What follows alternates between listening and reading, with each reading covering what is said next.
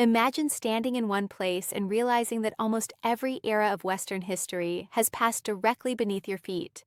On the ancient walls of York in northern England, you occupy the same ground once patrolled by Roman sentries nearly 2 millennia ago. Walk through the narrow lanes of the shambles, and you trace paths first carved out by Viking settlers. Lay a hand on the stone of York Minster, and you touch a structure that demanded 2.5 centuries of human labor to complete.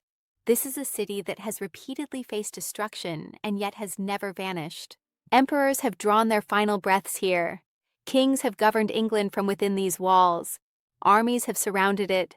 Plagues have devastated it, and bombs have fallen from the sky. Time after time, York has endured. What follows is not a conventional retelling of history. Through modern AI techniques, centuries-old engravings and faded photographs have been reimagined into vivid scenes. This is not just a lesson about York's past, it is an attempt to see the city as it once truly was. This is the story of York. 30 minutes, 2,000 years. It begins at the very start.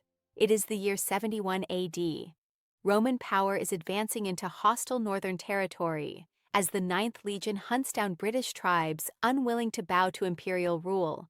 The soldiers reach a crucial location where two rivers, the Ouse and the Foss, converge. This point is too valuable to abandon. They decide not to move on, but to stay. A fortress rises, first from timber, later reinforced with stone. The Romans name it Iberacum. 5,000 seasoned legionaries, veterans hardened by campaigns across the empire, make this place their permanent base. They construct bathhouses, barracks, temples, and administrative centers. This is no temporary outpost. A city is being born. Then history presents a mystery. In the early 120s, the 9th Legion simply disappears. 5,000 soldiers, their banners, records, and fate vanish from the historical record. Where they went remains unknown. The 6th Legion replaces them and will remain stationed in York for the next 3 centuries. Eboracum grows beyond its role as a frontier garrison. It is becoming a center of real importance.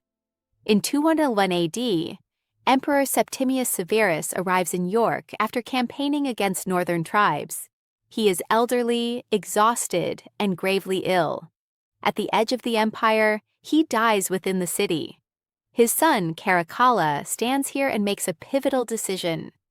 York is elevated to become the capital of Britannia Inferior, placing half of Roman Britain under its administration. Another turning point follows in 306 AD. Emperor Constantius dies in York, and his soldiers immediately proclaim his son Constantine as emperor. Constantine will reshape the Roman world itself.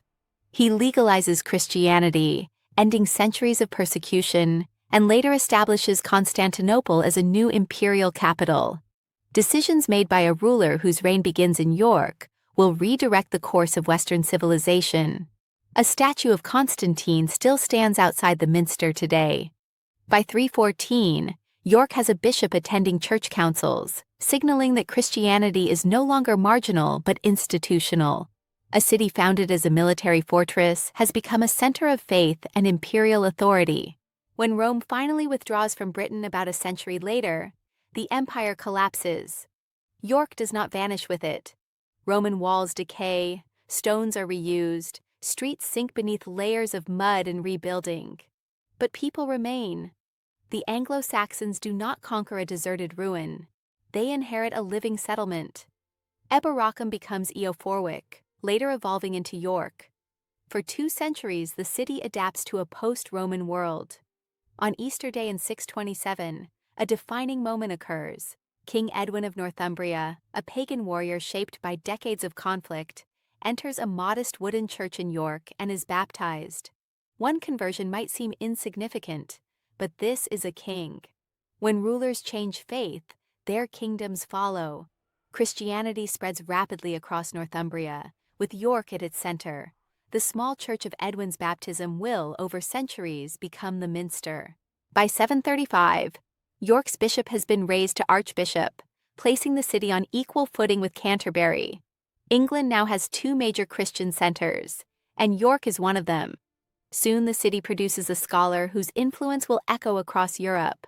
Alcuin becomes head of the York School in 778, transforming it into one of the continent's greatest centers of learning. Scholars travel from afar to study here. When Charlemagne seeks someone to reform education across his empire, he turns to Alcuin of York. While much of Europe struggles in the aftermath of Rome's fall, York preserves and advances knowledge. But danger approaches from across the North Sea. New ships are being built, weapons sharpened, and stories of England's wealth spread. The monasteries are rich, the churches filled with gold. The attackers are coming. In November 866, Viking longships glide up the river Ouse before dawn. Hundreds of Danish and Norwegian warriors, part of the great heathen army, surround the city. The defenders are overwhelmed. By nightfall, York has fallen. The Vikings hold it for nearly a century and rename it Jorvik. This is not a raid but settlement. Families arrive, artisans open workshops, trade networks link York to Dublin, Scandinavia, and beyond. Archaeological excavations at Coppergate reveal streets so well preserved that leather scraps, wooden beams, and garden seeds survive for 1,000 years. Jorvik becomes one of the most important cities in the Viking world, home to perhaps 10,000 people. Coins are minted bearing the names of Viking kings now largely forgotten. The streets buzz with craftsmen of every kind. Viking rule, however, is violent and unstable. Kings rise and fall until the last ruler, Eric Bloodaxe, meets his end in 954. With his death, the Viking kingdom of York collapses. For a brief century, the city is English again. Then comes 1066. Norwegian Vikings attempt one final return. King Harold Godwinson marches north and defeats them decisively at Stamford Bridge, just outside York. The Viking Age ends. Harold celebrates briefly, but news arrives that William of Normandy has landed in the south. Harold marches back at extraordinary speed, arrives exhausted at Hastings, and dies in battle. William wins. York now faces Norman rule. William enters the city in 1068 and issues a single command: build a castle. York Castle rises, manned by a Norman garrison. The city rebels in 1069, joins Danish forces, storms the castle, and kills every Norman inside. William's response is catastrophic.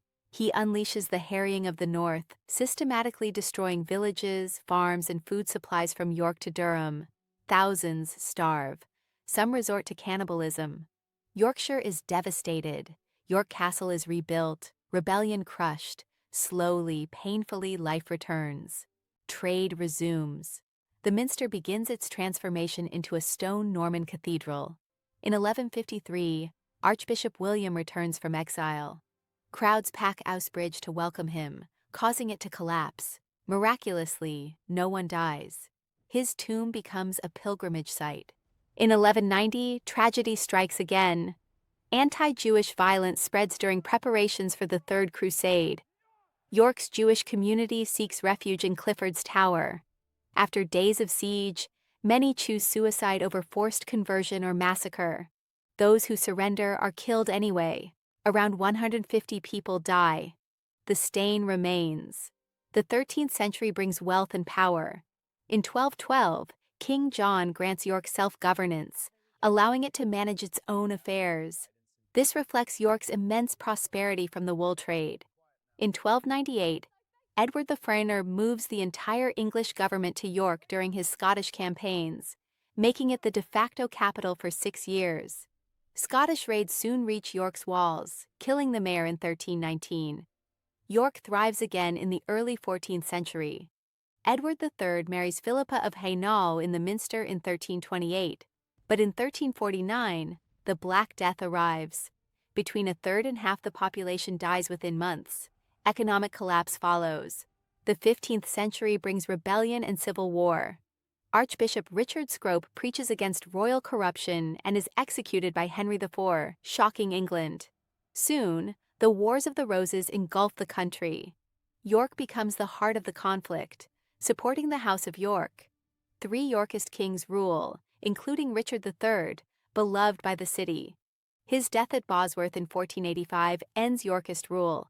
The Tudors rise, and York loses royal favor. Religious upheaval follows. Cardinal Wolsey becomes archbishop, then falls from power.